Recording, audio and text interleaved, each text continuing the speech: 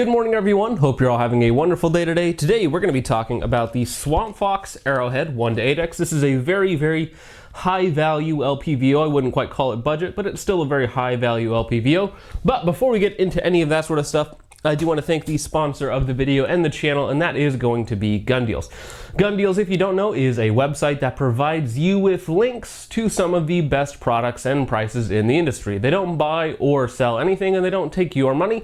They merely point you in the direction of some of the best deals that you can find. So, if that is something that you're interested in, go ahead and check them out. Once again, that is gun.deals. Big thank you to those guys for helping me do more here on the channel. Now, if you want to help me out personally, you can, of course, like, share, and subscribe. All that sort of stuff is free, and it does help out quite a bit. You can also comment literally anything down below, as that will appease the YouTube algorithm a little bit and help me out. On top of that, there's also Subscribestar, which is basically a pro to a Patreon. Now, we're going to be doing some very cool giveaways on here. Probably going to be giving away the optic if we can figure out some of the problems with it. We're also going to be giving away that complete gun right here and some other very cool stuff soon. So if you're interested in that, go ahead and check out the Subscribestar. Should be linked in the description down below.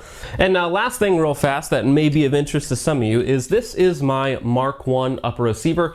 There are more details on the specific complete upper receiver on my website if you want to go ahead and check that out. So now let's go ahead and talk about the optic a little bit. Now, first off, full disclosure with Swampfox Optics is I have reviewed a lot of their products in the past, and I quite like most of their products. I think basically all of their products are very high value. Most of them have been incredibly durable and have really performed for their price and for what they are. Big fans of their Arrowhead line of LPVOs and their 3X Prism, the Tri-Hawk. Very good optics in my opinion. That being said though, I don't have a personal relationship with any of the guys over there. They've never talked to me. They've never sent me anything. I actually purchased this optic off of one of my subscribers who said he was selling it, so I got a very good deal on the 1-8 model. So I did pay my own money for it, though again I did get a good deal on it from actually one of my subscribers. Usually these optics go for around $375 to $400 for the 1-8 model. The 1-10 model is usually about $450, and the 1-6 model is generally in the low $300 range. The 1-8 model, however, was recently on sale at AIM Surplus for like $330, which is the cheapest I've ever seen it. However, in general, these optics are going to be on the low side of $400. Getting through some of the boring specifications on the optic, this is of course the 1-8X model. That is your magnification range.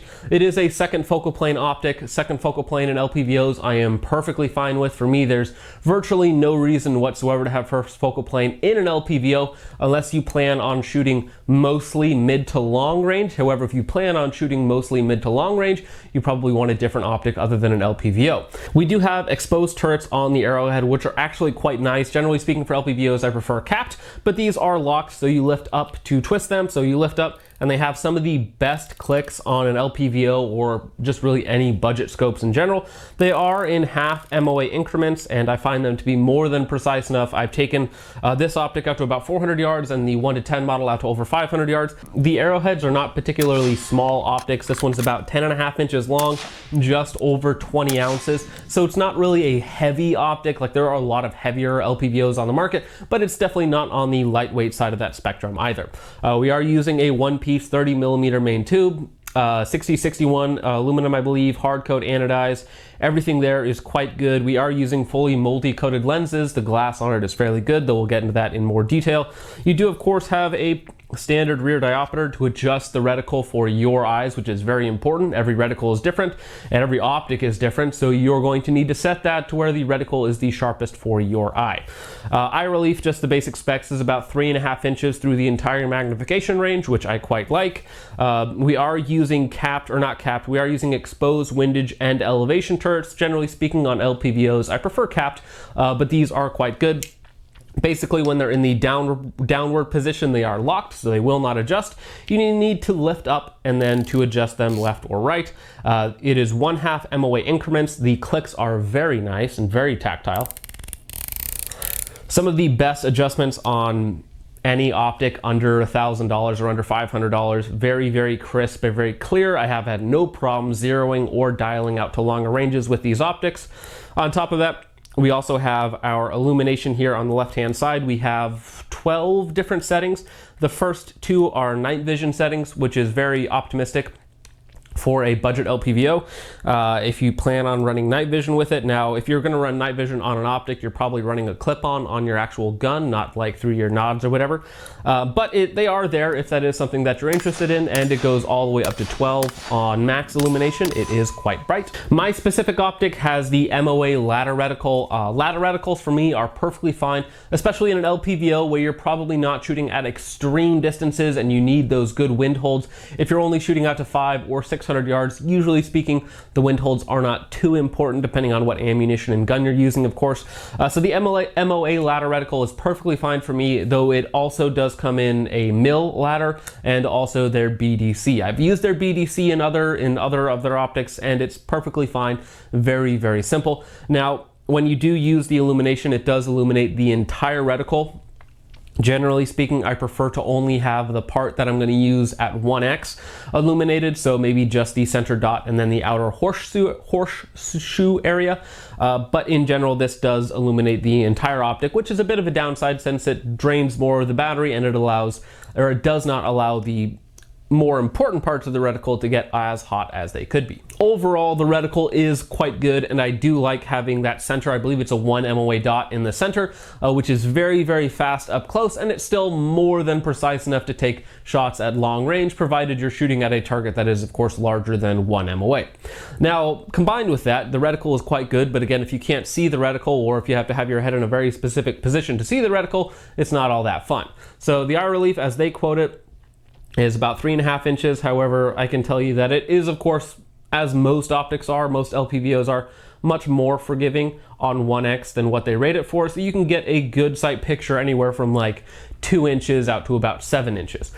In general, when you rack up the magnification, it does, of course, tighten up. So you basically right at that sweet spot is going to be about 3.5 inches. You get a little bit of backward movement and a tiny bit of forward movement, so it does tighten up quite a bit in terms of forward and backwards on your eye relief. The eye box, however, which is how much you can move left, right, up and down before you get that shadow effect, on 1x in the optimal position, it's quite good. You get maybe a 1/2 inch to 3/4 of an inch in each direction. Before you can't really see anything through the optic, which doesn't sound like a whole lot, but since your face is generally speaking mashed up against a stock, it's in a very consistent position, or at least it should be. I've had no problems with the eye box on it whatsoever, and it is a fairly forgiving eye box. Though again, same rule applies when you rack it out to its maximum magnification. Your eye box does tighten up, and that 1/2 inch, 3/4 of an inch up, down, left, and right shrinks to maybe 1/4 inch. So when you're on 8x magnification, if you're trying to run and gun or shoot in weird positions on a higher magnification with this optic, it is going to be much more difficult to actually get a clear sight picture through it, which is why most of the time you're running between 1 and 3 if you're inside of 100 yards, and then only if you're from a static position are you going to be racked all the way out to 8x magnification. So taking all of that together, the reticle is very good, the eye box, the eye relief is all quite good as well, though again with the limitations of an LPVO. Now, none of that really matters if the glass is terrible. So the glass on here is actually quite good. Every year, every new model that comes out with, the basic same Chinese glass, it gets better and better. And I know, if you look at 5, 10, 15 years ago, the glass coming out of China was very, very poor. However, what we're getting now in the budget end LPVOs would have been considered top tier back then. This glass is very, very good. It's very bright. You get no distortion edge to edge. The 1x is surprisingly flat for the field of view, which we will talk about in just a minute. So overall, combined all of those things together, you get a very true image, very little chromatic aberration in the image whatsoever, even when you're cranked all the way out to 8x magnification. The only slight downside with this optic is going to be the overall light transmission is not going to be anywhere near they are on like top end optics. That's going to be the main downside. However, if you're shooting in normal shooting conditions with even a modicum of decent light, you're going to have a good time looking through this optic, as the glass is quite clear and you can see quite a bit through it. So we'll go ahead and get into that now. If most of you don't know, the field of view on an optic is merely how much you can see through it. So basically, in my opinion, Anything over 100 feet on 1x is very good, or I should say good. Anything over 110 is very good, excellent. And then this optic comes in at 122 feet of field of view at 1x.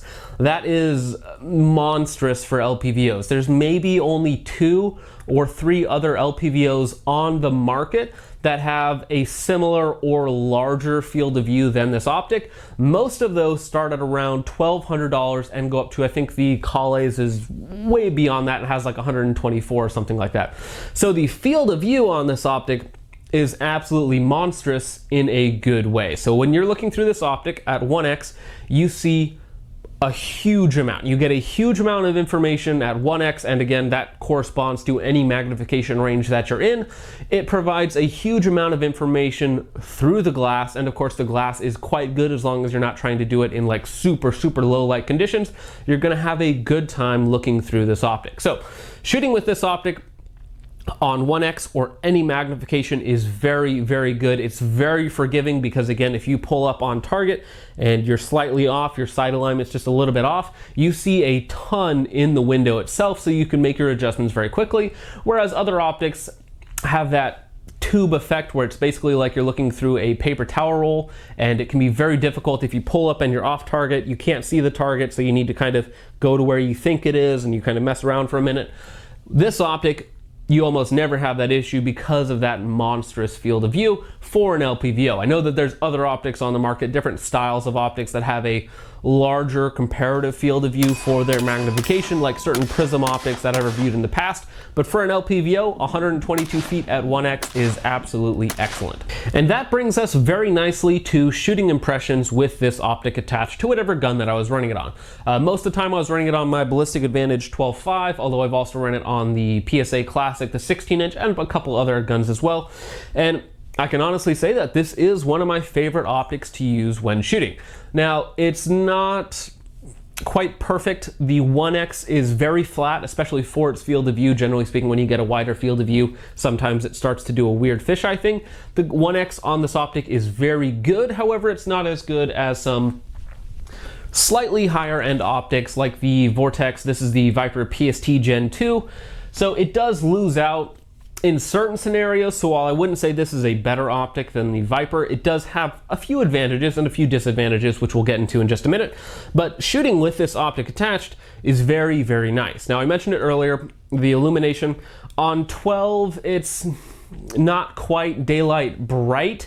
It's definitely, you can definitely see it in broad daylight. It's very minorly tinted red, so it might help you pick up the reticle in a few situations, but for the most part it's going to be relegated to suboptimal lighting conditions or low light shooting where you really need that that red reticle. Anyways, most of the time it's just using it with just the etched reticle is fast enough for me. It does have that large half horseshoe, kind of like an EOTech on top, which allows you to pick up the center dot and to make your shots very quickly. So while yes, the Arrowhead is an excellent optic and honestly probably one of my favorite optics to shoot with in its price segment, it is going to fall flat to something like the Viper. However, if you compare it to something that's actually in its price category, this is the Strike Eagle 1-8 Gen 2.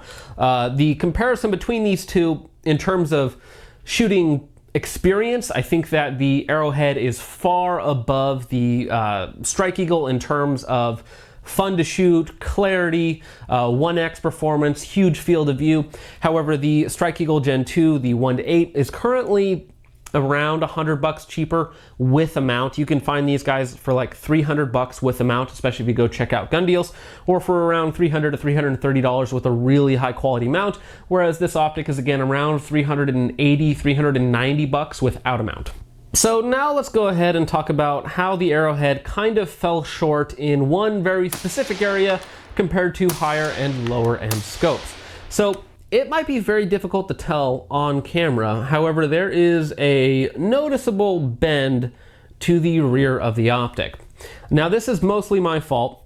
As you know, basically every optic that I test gets a double drop test to test for, well, one, if the optic breaks and becomes unusable, or if there is any zero shift. Now this is currently in a worn XL. It's their super high mount. This is a 193 mount, very, very high quality mount, integrated recoil lugs on the bottom, large clamping surface, steel inserts on the rings and on the base as well, so that you can torque it down to very, very high standards. So everything on the mount was torqued down appropriately. Then of course you shoot a 5-round control group so that you can compare that group to the group after the drop. Then you do 2 shoulder height drops, so one on the top of the optic, one on the side of the optic, attached to a gun, of course, to simulate a hard impact. Now these are in no way scientific whatsoever, because they just happen to be my impacts on that gun, on that day, on those conditions, what I dropped it in, all those sort of other factors. So while it is a data point, you know what happens to this optic when it takes a sharp impact,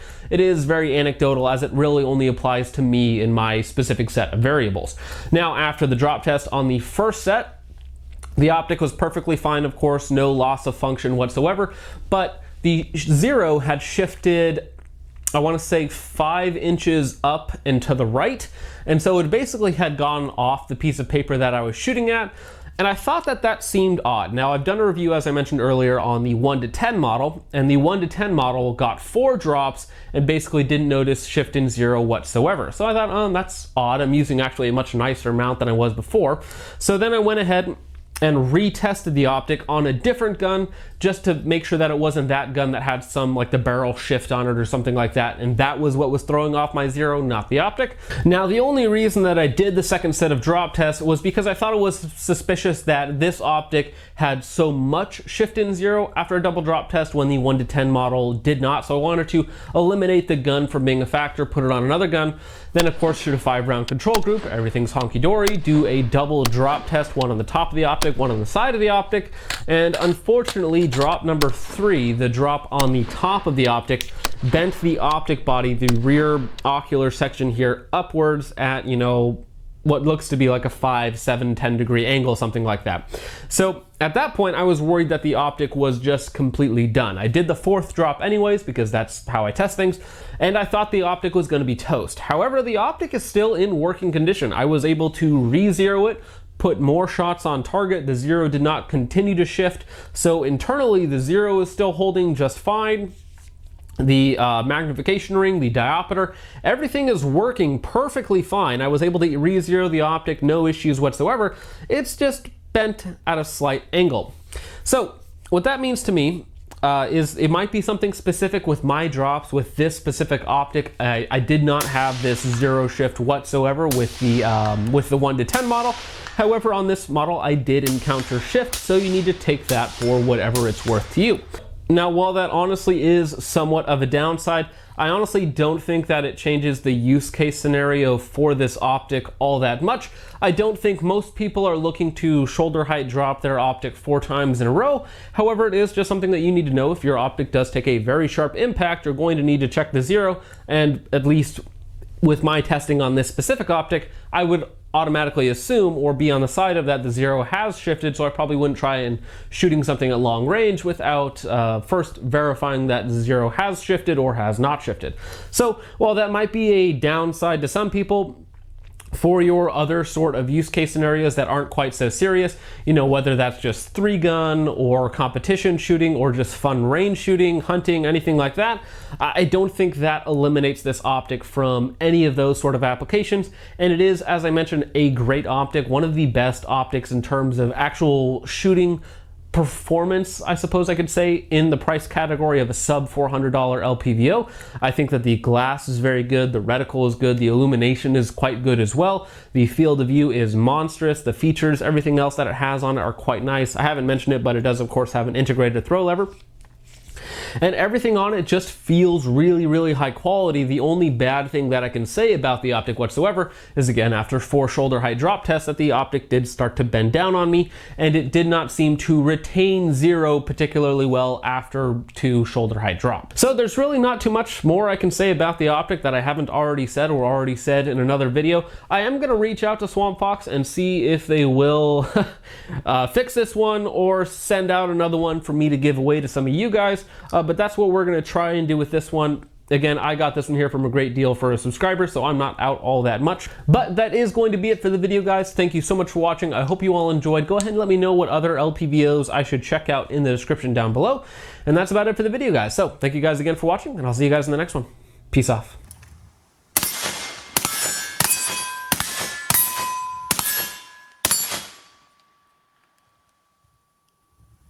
All right. Go ahead and stay